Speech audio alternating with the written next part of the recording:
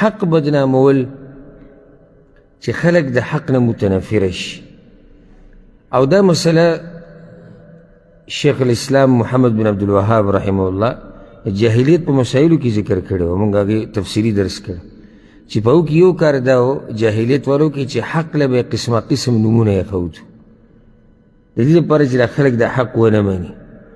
او دا بزدلي سړی هله کوي چې کله ورسره د مخامخ خبرې جواب نه وي. نو چې اوس یو کس ته پته ولګي چې یاره دا پلانی حق بیانوي، قرآن بیانوي، حدیث بیانوي، واضحه سوچه دین بیانوي، او دی د ده سره مقابله نشي کولی ځکه چې د قرآن او حدیث په جواب کې ته څه وی، د سوچه دین په مقابله کې ته څه وی. نو بیا بله طریقه دا د ده سره د دې حق د بندولو چې دا سړی بدنام که، دا خبره وله بدنامه که او په دې بل نوم کېده. دا په دې مسلمانانو کې چې کم دي دا بدعتیان او کم چې سوچه دین نه بیانوي او په ګډه وډه سره شوي دي او روان دي، هغوی هم د دې حق پرستو باره کې دغه طریقه ده. یعنې زه د کافران خو پرېږده، کافران خو اسلام بدنامۍ لګیا دي، کله موږ ته څه وایي، کله موږ ته څه وایي، کله را باندې څه بهتانونه لګوي، کله یعنې هغه تاسو ته واضحه ده چې یهود نصارا هندوان د مسلمانانو د بدنامولو دپاره څه نه کوي. خو په مسلمانانو کې چې کوم دننه په ګډه وډه روان دي هغه هم حق پرستو په مقابل کې دغه د هغوی طریقه ده. کله پې نوم کېږي چې دا وابي دی. اوس دې نوم یې ښودو ته څه ضرورت دی چې دا وابي دی؟ ته داسې کار وکړه عوامو ته، کشرانو ته، شاګردانو ته صفا خبره وکړه چې ده چې دا کومه خبره وکړه دا غلطه ده، ځکه چې الله دا وایي، د الله رسول دا وایي. وضاحت په دې طریقې سره کېدی شو، خو که چېرته دی په حقه وي او هغه په باطله وي، خو هلته هغه په حقه دی، دی په باطله دی، نو دی خو دا وضاحت نشي کولی. نو طریقه ورسره دا پاتې شوه چې دی عوامو ته ووایي چې دا وابي دی، دا یو نوې فرقه راوتې ده، د دوی نه ځان لرې ساتي.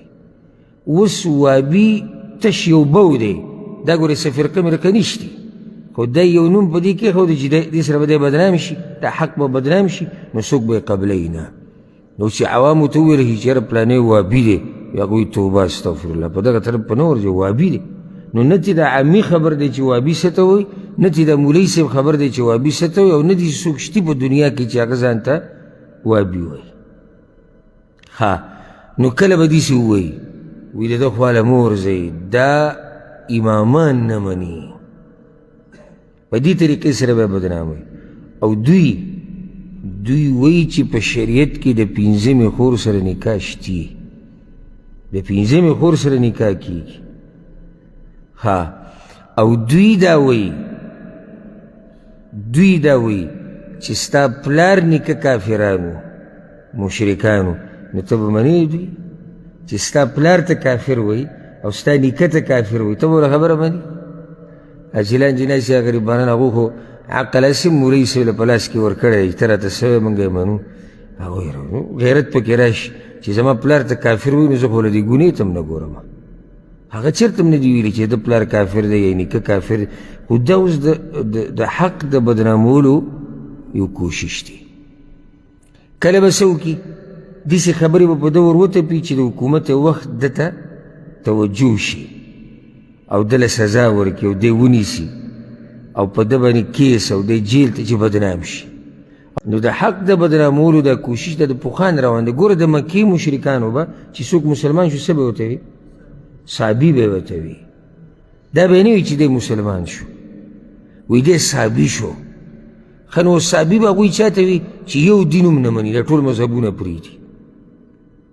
دې سره به یې سړی بدنام کړو چې څوک به مسلمان شو که نه، وایي پلانی صحابي شوی دی. نو که د بهر نه به څوک راغی مکې ته او دا صحابي ټکی به یې واورېدو، یا الله جله صحابي کومه بلا ده، د سره به یې خواله نه ورتلو. لکه اوس تا ته یو سړی وایي چې دا پلانی خواله یې مه ورځه، ګورې وابي دی، او ته خبر خو نه چې وابي څه ته وایي، څه شتي خو ته یېرېږې. یا الله خیر چې دا وابي به ګوره څه کوي، په ما چې ته حمله ونه کړي. او کېدای شي ته به خپل دین خفه کېږې، نو یېرېږې چې د وابي خواله به ورشم، دی به راله دین څه کړي، دی به راله ګډوډ کړي. نو چې هغوی به ووایي صحابي دی، بس چې کوم به جاهلان و غریبانان به سوچ کوي دا صحابي پکې ګوره څه شی راوتی دی، د سره یې خواله مه ورسه. نو دا حق بدنامول د پخوانه دي او اوس هم دوی به